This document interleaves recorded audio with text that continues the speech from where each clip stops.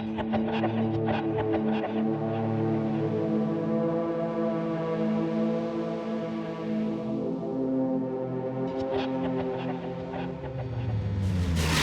on Accident Investigator, a young man is run down and severely injured while riding his bike.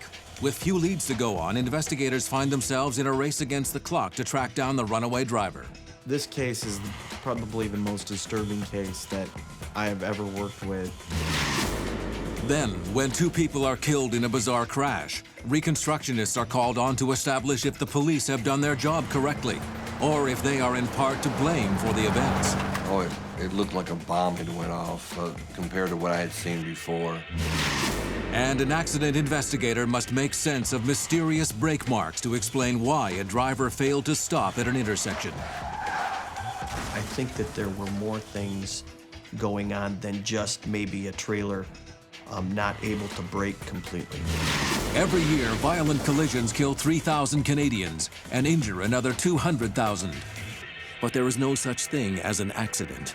Every collision has a story, as unique as the people involved. Rusty Haight is a leading authority on accident reconstruction. He trains investigators around the world to read the clues and solve the mysteries.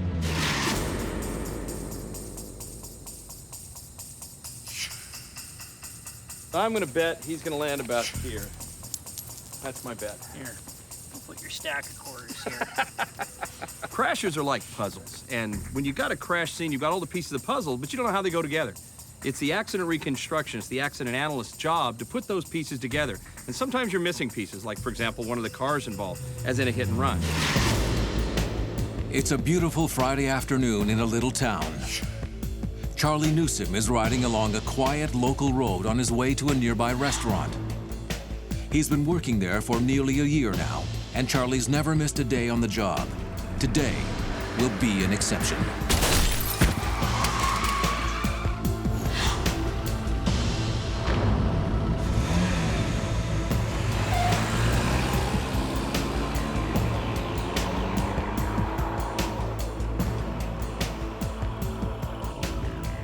It's 4 p.m. when accident investigator Weston Brown is called to the scene of a serious hit and run.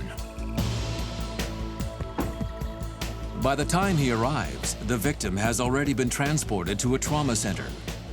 The responding officer informs him that Charlie was unconscious and appeared to be critically injured. This case seemed, at the time, to be so very disturbing, and as I went on, it became even much more disturbing. As Detective Brown soon discovers, Charlie Newsom is no stranger to tragedy. At the age of 3, he was in a devastating car accident that killed both his parents and left him with neurological damage and slight autistic tendencies. Adopted and raised by his aunt after the accident, Charlie courageously fought his way through high school and finally received his diploma at age 20. He got his first job the following year, when he was hired as an assistant cook in a restaurant just outside of town. Charlie had thought of getting a license, but had chosen not to get a driver's license because he didn't feel that he had the faculties to safely operate a motor vehicle, and he didn't want to hurt anyone. And so rather than get a license and drive, which would be the easiest thing to do, he had to ride his bike something like 8 miles each way to work. He chose to do it the hard way. In a hit-and-run situation, the crash scene is also a crime scene. As a first step, Wes starts collecting as much roadway evidence as possible, but the site isn't offering much information. Then, on the edge of the road, Wes discovers some kind of crack in the asphalt. In one precise spot, it appears to Wes that the crack has been cleaned out, possibly by the bike tire, which would fit inside the crack almost perfectly. I think what happens is that car strikes the back of that bicycle and it locks up that rear tire. It wipes this crack clean. It just takes the dirt and debris out of this crack. Wes establishes the point of impact to be right there. This tells him that Charlie did not swerve into traffic. The car must have come off the travel portion of the road prior to hitting him. Always be thinking of what possibilities there are. One of those could be the driver's fallen asleep. Another one could be that the driver's distracted, not paying attention to what's going on, changing the radio, dialing a cell phone. Could this have been an intentional act? The reason the car left the roadway could have serious ramifications for the driver. But the fact that the person fled the scene automatically makes it a crime. And Wes's immediate priority is to find any clue that will lead him to this individual. The longer that we go without finding the suspect, the less likely we are to find the suspect or the suspect vehicle. Okay, for a police accident investigator at the scene of a crash where there's a hit and run, the idea is to get the word out as to what kind of car is missing. So he's going to have to work from evidence at the scene to figure out what kind of car it is, what it might look like, where the damage is. We're going to do an experiment. We're going to see exactly what kind of damage, what kind of evidence on the roadway we can find.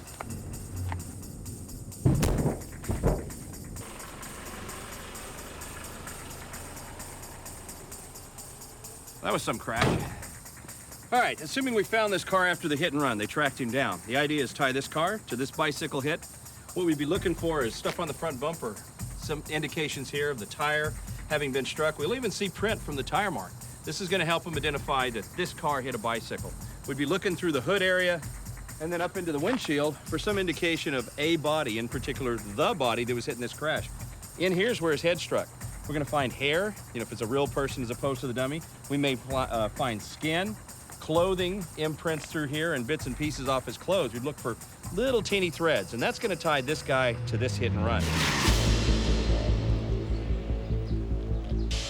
Tiny pieces of glass found on the scene tend to confirm what Wes was already expecting.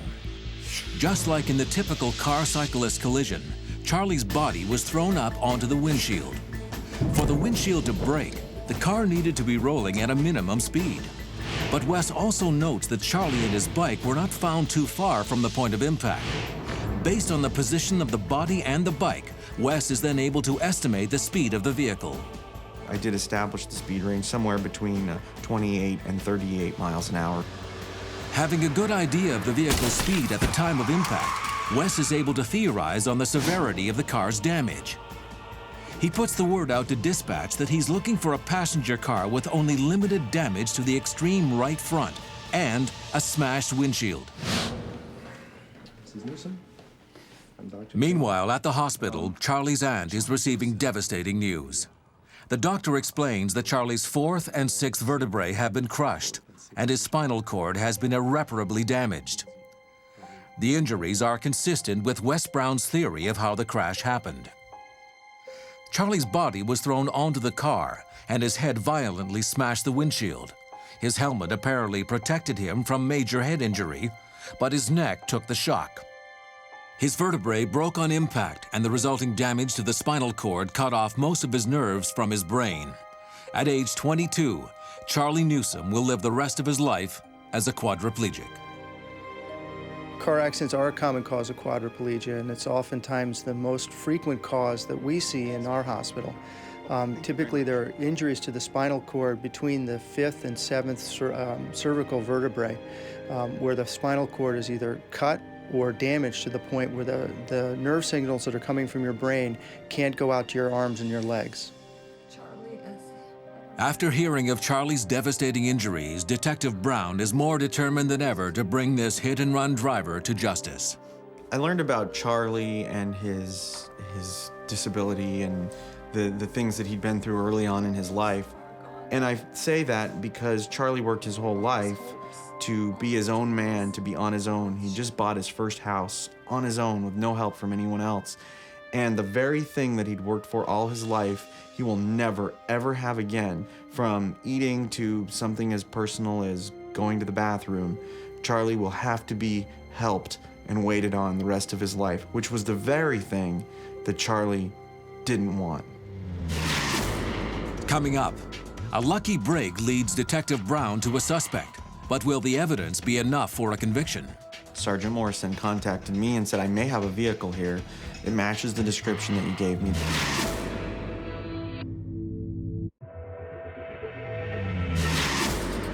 The victim of a hit and run will spend the rest of his life in a wheelchair. Now, police are counting on investigator Weston Brown's damage profile of the striking vehicle in order to track down a runaway driver. The following morning, Sergeant Dave Morris is on a routine patrol when he notices a red import sedan traveling about 8 kilometers away from the crash site. He only catches a glimpse of the car, but thinks that he observes some damage to the front of the vehicle. He quickly turns around and runs the license plate number through dispatch. As soon as he learns that the car has an expired registration, he pulls the driver over. The driver is identified as Eric McMahon. He tells the police that he's on his way to an auto glass shop to repair his windshield. But when asked about the cause of the damage, McMahon offers an unlikely story. He insists that the car was attacked by a gang of children throwing eggs and rocks.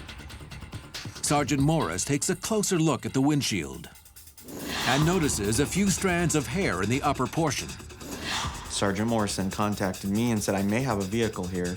It matches the description that you gave me. The damage is the same, and there's some hair in the windshield. Can you come out and take a look at it? Eric McMahon is arrested for an expired registration and driving with a suspended license. Wes also obtains a search warrant for the vehicle, and the car is impounded for further investigation.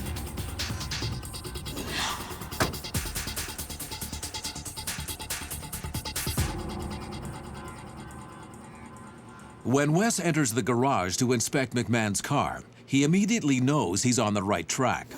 The front bumper is seriously damaged, and Wes discovers marks consistent with a bike tire on the underpinning of the vehicle. The hair from the windshield also matches Charlie's hair color and length. Wes collects the hair samples for DNA testing. I'm feeling good that I have the right car. This is the car that's involved in the collision. Now I have to do some interviews and in order to put the driver behind the wheel. The question really is, who was driving that vehicle? Wes interrogates McMahon, who claims that he has no idea what the police are talking about. He has no knowledge of Charlie's accident at all, and goes so far as to say that he was at home all day the day before. Questioned about the hair, he adds a new line to his story, saying that he now thinks he might have also hit a small deer with his car just the week before. So I'm feeling very confident that this guy's starting to get caught up in his lies. Looking for more evidence, Wes obtains a search warrant for McMahon's house. Good evening. Are you Eric McMahon's mom? Yes, I am. The suspect is a university student living with his parents. His mother and little sister are obviously distraught when Wes tells them that Eric has been arrested. I really kind of felt bad for the family, but, you know, a very nice, upper middle class, upstanding mom and dad, still married, good people. They came across at least as very nice people. And here's the police serving a search warrant on their house in this neighborhood. Wes starts searching McMahon's room for evidence. One of the things I was looking for was anything that would lead me to the area that Eric was the day before. And that's exactly what Wes finds. A credit card receipt from a bar situated just a block away from the collision site. At first, when I looked at it, I just looked in and went, oh, the corner bar, one beer, not that big a deal. And then I looked at the date and I said, hey, that was the day of the collision. And then I looked at the time and I went, oh my gosh, that is the time the collision occurred. That is just before the collision occurred. This is really important. And I was very happy to find that piece because now it leads me down another trail. Now I can go to that bar and contact the people at that bar and talk to them about, hey, do you remember this person? Things like that. Okay, was he in here The bartender tells Wes that Eric McMahon is a regular. On the afternoon of the crash, she distinctly remembers him playing some pool by himself, having only one beer, and heading out alone. And I had to think to myself, well, geez, here's a guy who's even only had one beer. Why is he just hitting this person, leaving his broken body on the side of the road for this man to die? Weston can now prove that Eric McMahon was in the area of the crash scene at the exact time of the collision. He can also prove that the damage to McMahon's car matches the victim's injuries and the evidence at the scene. And when the DNA test finally reveals that the hair found on the suspect's windshield belongs to Charlie Newsom, Wes is confident that he can recount the events that led to this devastating hit and run. The facts are the facts. On a Friday afternoon, Charlie Newsom is riding his bike to work along the cycling lane of a local road. At the same time, Eric McMahon is on his way home after playing pool in a nearby bar. We're never able to determine why the car left the road. For whatever reason, maybe he was distracted. For a reason that remains a mystery, McMahon's vehicle leaves the roadway and strikes Charlie Newsom. Thrown onto the hood, Charlie smashes his head on the windshield. The impact breaks Charlie's neck and hurls him up onto an adjacent lawn. Fully aware of what has happened, Eric McMahon contemplates his next move. To stay and help his victim means to accept responsibility for his actions. Instead, he chooses to flee, leaving Charlie's broken body on the roadside. Probably one of the most touching moments of this entire case for me was the sentencing. Charlie's aunt was there, and she had a prepared letter that she read to the entire courtroom at sentencing. And one of the sentences in there, and I have the letter here with me, one of the sentences in there was, I did, however, read the entire file to Charlie. We haven't got a whole lot else to do these days. And I asked him if there was anything he would like me to say to the court. And Charlie said no. And this, I believe, was because he had already made excuses for Mr. McMahon's behavior and dismissed them from memory. That is what Charlie does to people who injure him. Still, the court may find it interesting, as I did, that as I was putting the file away, Charlie looked up and said, and Your Honor, this is verbatim, "Boy, I'm sure glad I'm not that guy." As he's laying in his bed, without the use of his hands, without the use of his arms, without the use of his legs, he says, "Boy, I'm sure glad I'm not that guy." I find that pretty moving. Charlie Newsom never moved to his new house. He still lives with his aunt. Eric McMahon is presently serving a 7-year prison sentence. Coming up, a car crash turns from bad to worse as 2 people are killed and a police officer ends up fighting for his life. Well, it's no doubt police officers are brothers, and so it gets a little closer to home, and so it's something that you have to swallow a little bit more.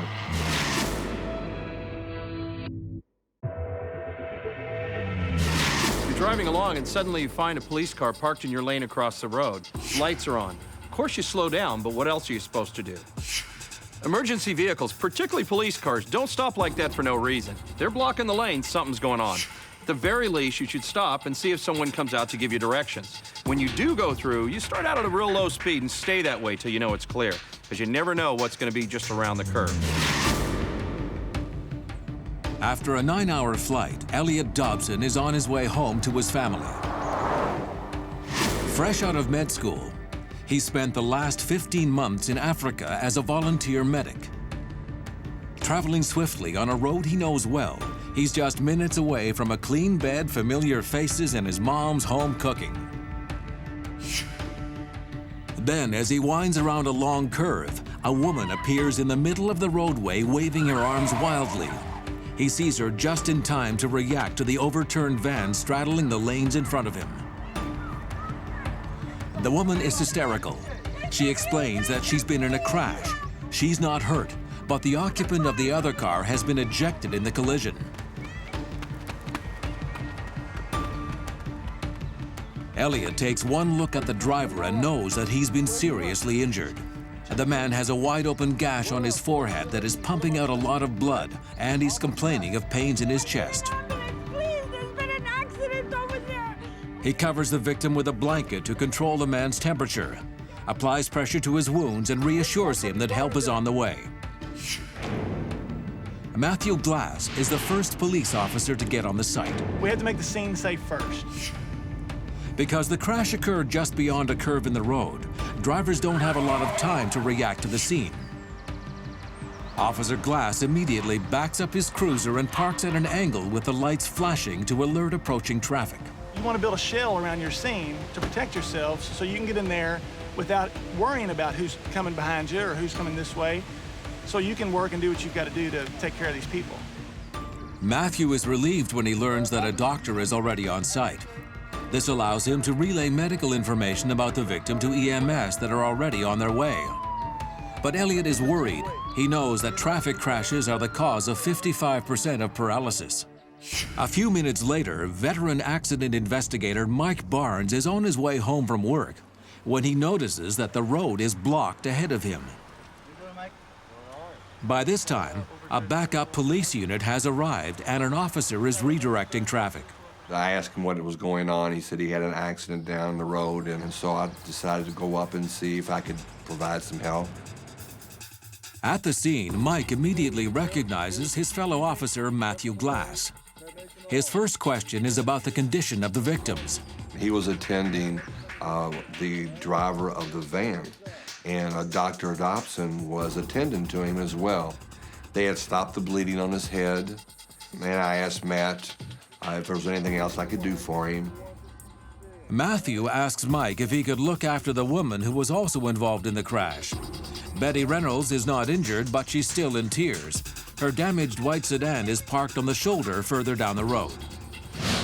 She explains to Mike that she was driving alongside the other car when she dropped her cell phone. She reached down to get it, but before she knew it, a van was skidding out of control in front of her. At some point, the vehicle started to flip over and the driver was thrown out.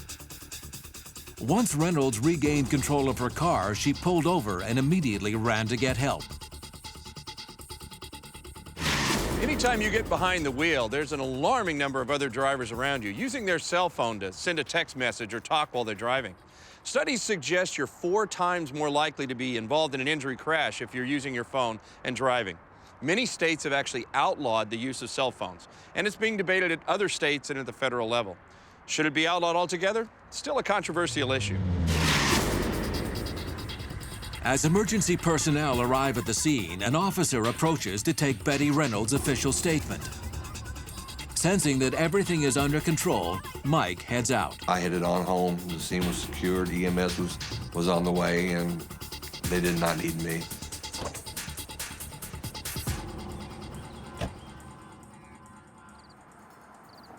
But Mike's day is far from over.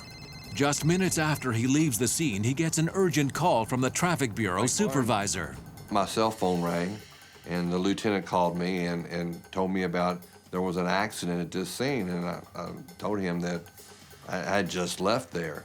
And then he told me he had 2 people dead. Officer Glass was injured.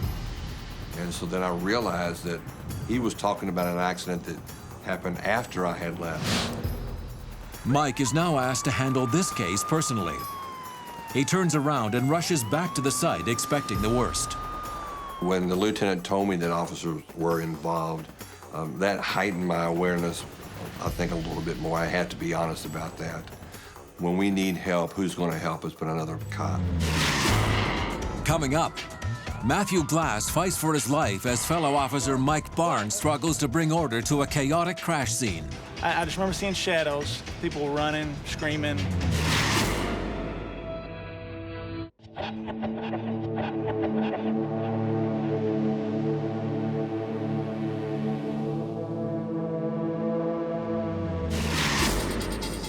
After being thrown from his vehicle in a severe car accident, a man now identified as Bill Witherspoon rests in the middle of the roadway. As EMS personnel arrive on the scene, Officer Matthew Glass and Dr. Elliot Dobson are tending to the victim's injuries. Drivers approaching the curve see police car lights flashing and stop. All except for one. I began to hear people screaming. Can't see anything because at that time I'm looking at the roof of the minivan. And then I just remember hearing the rev of an engine. Only minutes before, accident investigator Mike Barnes had left a crash scene that had been completely secured and where everything was under control. He quickly realizes why his boss asked him to return. Oh, it looked like a bomb had went off compared to what I had seen before.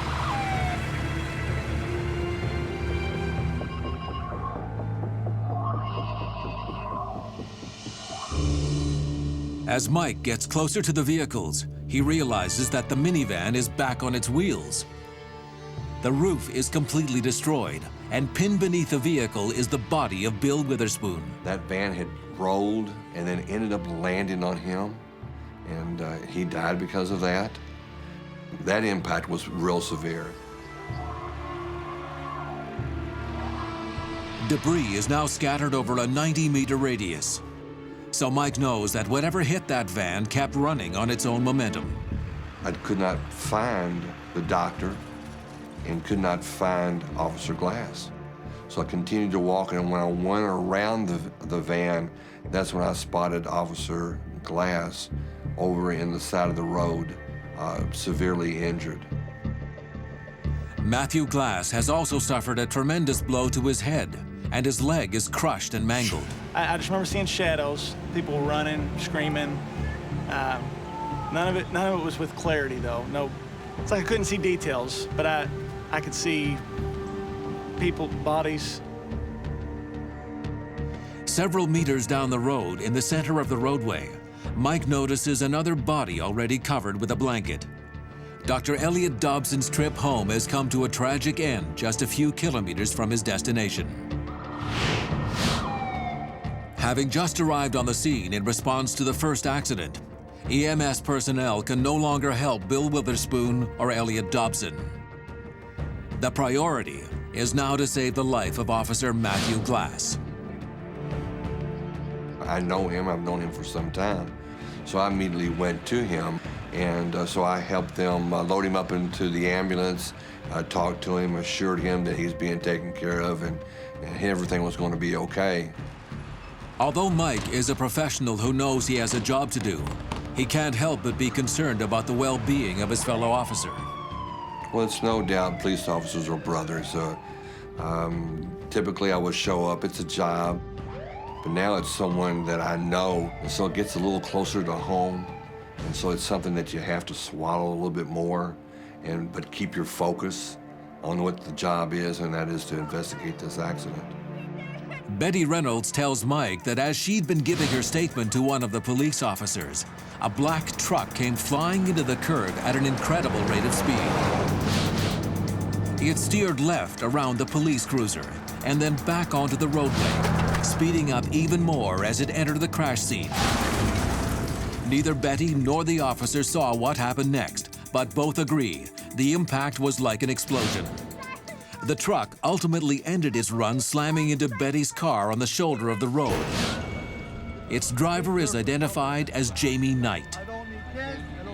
When I first approached Jamie, he was already talking to an EMS attendant. He was obviously intoxicated. He smelled of alcohol. His eyes were bloodshot. He had blood on it, some blood on his face, so he was obviously injured though. But he was very combative, uncooperative. So I asked the officer to secure him and to stay with him as the EMS personnel took him to the hospital. My intentions were for the officer to stay with him so we can get a search warrant for his blood and his urine to find out how much alcohol or drugs he may have had in his system. As the ambulance transports Knight to the hospital, Mike now sets about documenting and exploring his crash scene. As Mike begins his reconstruction of the second crash, he is struck by one thing. There is no trace at all of Jamie Knight trying to avoid the flipped van. You know, one would expect to see skid marks. They weren't there. Witness statements support Mike's findings. Nobody can recall seeing the brake lights on Jamie Knight's truck. Instead, they have him going way above the 90 km/h speed limit. Considering the momentum needed to send the van flipping back up onto its wheels, Mike makes his own calculations. We're talking about speeds up to 70 to 90 miles an hour. As Mike considers the evidence, Knight's blood test results come back from the lab indicating that Knight's alcohol concentration was more than 3 times the legal limit.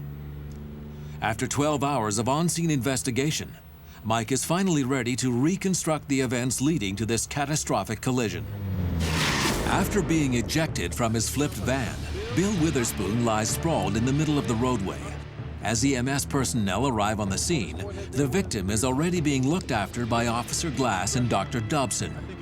Drivers approaching the curve notice the emergency vehicles ahead and stop, but not Jamie Knight.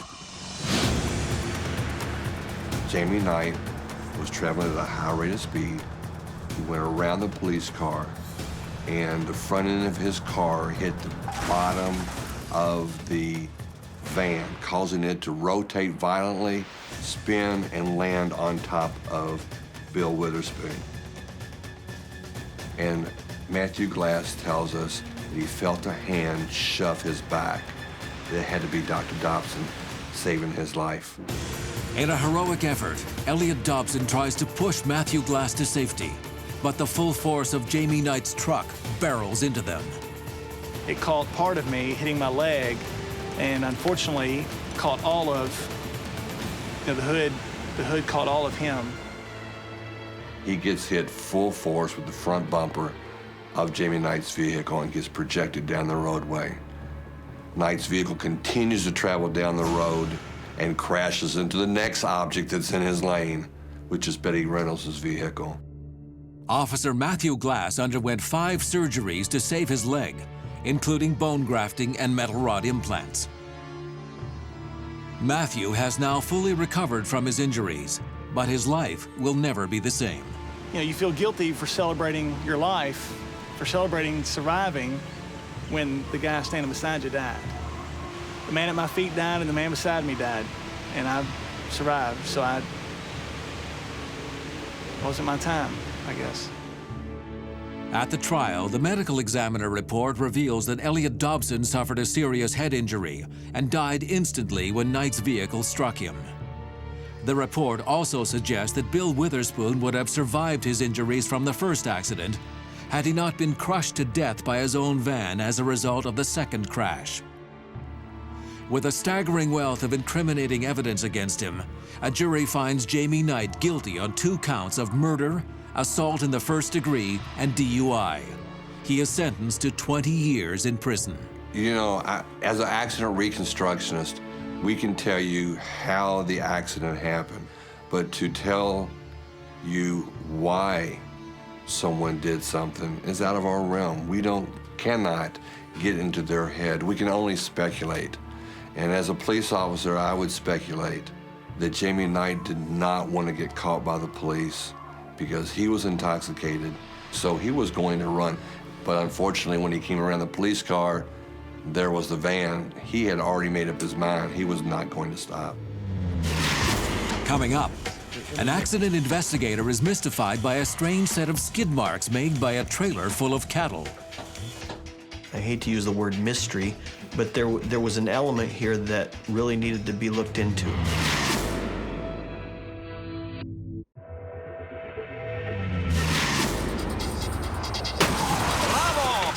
Well, they're fresh because they're going to go away. Every crash has a story to tell. You heard that in the outset of the show, right? Well, those pages of that story are written out here on the asphalt. Tire marks are like the fingerprints of a given car. But sometimes marks on the roadway can cause more questions than give us answers. Best part is walk around, all the kids are running. Ranchers John and Kevin Drake have driven to the regional stock show more times than they can remember. But this year will be different. For the first time in their lives, the 2 brothers will be attending the event without their father, who died of cancer the previous winter. Remember the time when Dad fell off the horse? Exchanging fond childhood memories, they tow their stock trailer on what they think will remain a pretty quiet road until they reach their destination.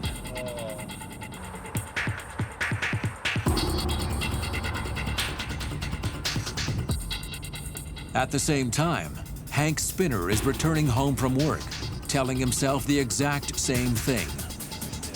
They couldn't be more wrong.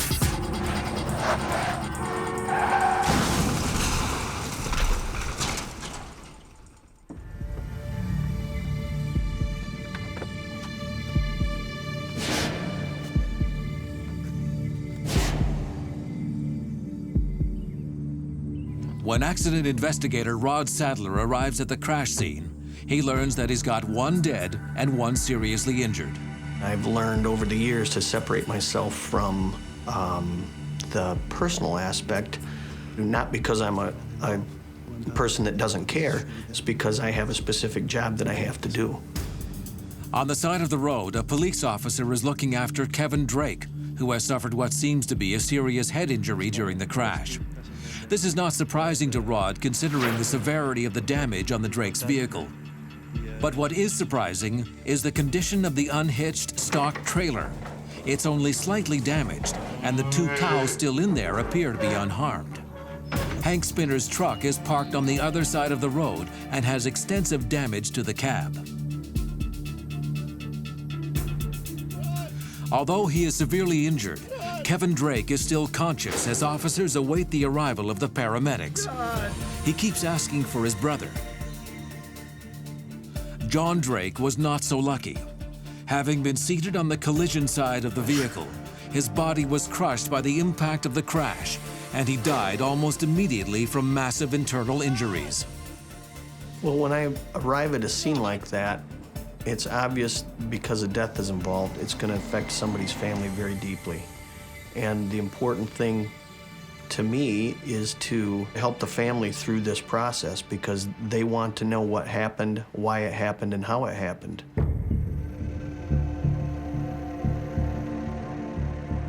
By the time the ambulance arrives, Kevin Drake's head has become dangerously swollen. The severity of his head trauma and his state of consciousness indicate that Kevin could have suffered internal cranial bleeding, and the risk of irreversible damage to the brain is very real. If it's the case, time is against him. As the emergency medical technicians lift him inside the ambulance, Kevin manages to tell Rod that he was driving the pickup truck, but has absolutely no recollection of what has just happened. The driver of the other pickup truck is in shock. Hank Spinner only suffered minor injuries, but when Rod asks him about the accident, Spinner does not remember much either. He says he hadn't even realized there was another vehicle coming towards the intersection until he felt a tremendous crash. His own vehicle came to a skidding stop, and only then did he even become aware of the other pickup truck. Rod assesses the scene. He has 2 paved country roads connecting together in a T intersection with a stop sign in the direction the Drakes were traveling.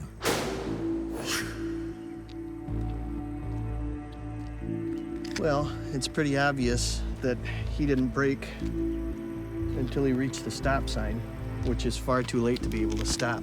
He slides into the intersection. See those offset skids there? That's where impact was. The Drakes had to stop, and it was very clear that they were not able to in time. Was it human error? Is there a mechanical problem? So do you think a little weight behind a car might make a difference in terms of stopping distance? We're going to find out. What we're going to do is we're going to take this cone, we're going to put it out here on the road. I'm going to drive the trailer toward the cone at a certain speed. Trailer's going to be empty. I'm going to get on the brakes and see how long it takes to stop. Then I'll come back through after we load the trailer. I'll drive the same speed and try to brake from the same point. See if it doesn't take a lot longer to stop, more distant. Let's try that experiment.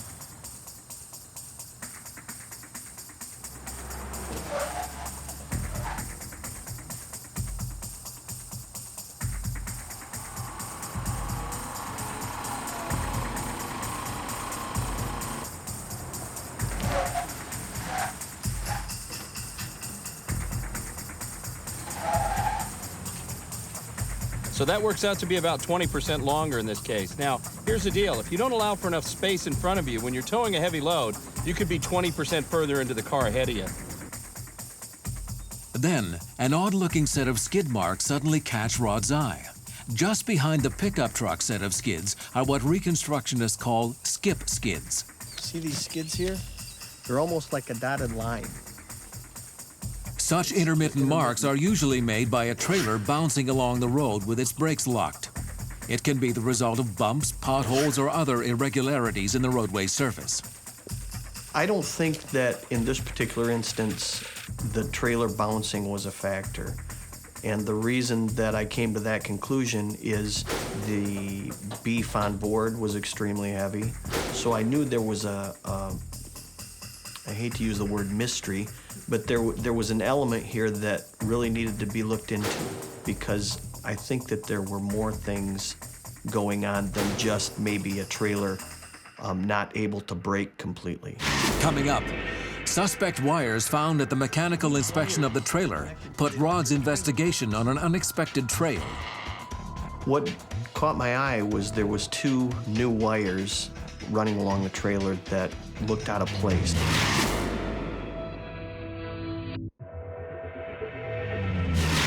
tragic crash has caused the death of a young rancher and left his brother battling for his life. Accident investigator Rod Sadler is struggling to determine exactly why the pickup truck failed to stop at the intersection. And he's mystified by an uncommon type of skid mark originating about 27 meters behind the point of impact. But the morning after the crash, Rod is faced with what is by far the worst part of his job, interviewing John and Kevin Drake's mother. In this particular case, it was really difficult because Mrs. Drake had already lost one son. Her other son was suffering critical injuries, possibly fatal injuries. She had so many things going through her mind. But despite her grief, Mrs. Drake desperately wants an explanation for the crash. She was willing to speak with me. She answered what questions that she could. She informs Rod that her sons were on their way to the stock show. They'd set off about 2 p.m. for a 4-hour ride. It was a regular trip for them, so it was a route they both knew well, and they were both accustomed to driving with cattle trailers. This information would seem to cast doubt on the possibility that the brothers may have missed the stop sign or gotten confused at the intersection. The mechanical examination of the pickup truck also shows that the brakes were in perfect condition. This rules out the brake failure scenario. But it's noted that the trailer's electric connector to the truck is old and full of rust. The wires are so frayed that the trailer mechanic suspects that electric signals from the truck would possibly not even be transmitted to the trailer. This would mean that the turn signals, the brake signal, and even the electric brakes on the trailer may not have been triggered when the corresponding devices were activated on the pickup truck. What caught my eye was there was 2 new wires running along the trailer that looked out of place. They really caught my eye. They looked like they didn't belong there. Following the suspect wires, Rod notices that they had been connected directly to the trailer's electric brakes. And if they receive power from another Based on this observation, Rod develops an amazing theory. In an attempt to bypass the rusted-out trailer plug, could the Drakes have simply failed to properly wire the brakes? and plug it into an identical plug. Rod recreates the scenario he has in mind. He connects the trailer's brakes to the pin receiving power from the right turn signal, instead of the one corresponding to the pickup truck's brakes.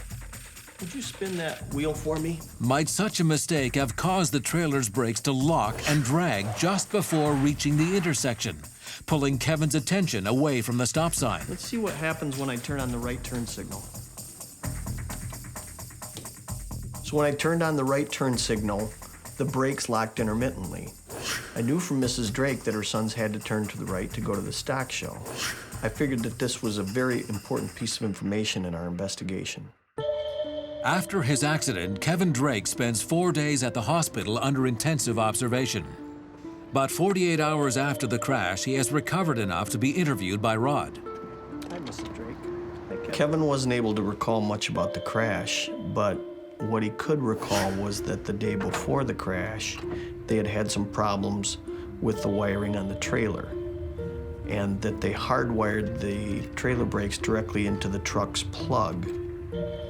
This really reinforced my theory about the brakes being wired wrong. This testimony is the final piece of the puzzle, and after nearly a month-long investigation, Rod is able to replay the chain of events that led to Kevin and John's tragic accident.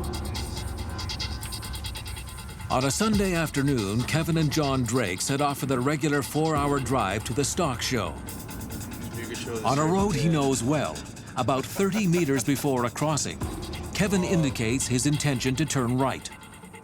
But because of a badly wired attachment between the truck and the trailer, every time the right turn signal on the truck flashes, the trailer brakes activate on and off, leaving intermittent marks on the asphalt.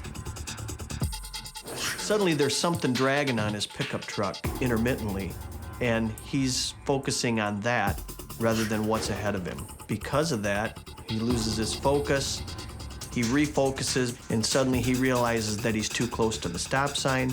He locks up his brakes. By that time, it's too late.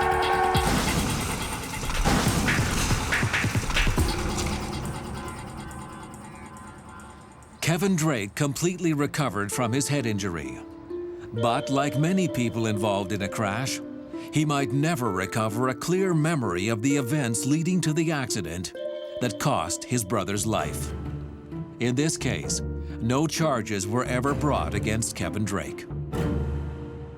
Sometimes it's just a little detail that makes the difference between being involved in a fatal crash and getting on with the rest of your life. You drop your phone on the floor, you leave it there. You got a problem with your wiring, you get a professional to fix it. There aren't accidents, they're collisions. Little common sense goes a long way in keeping us all safe on the road.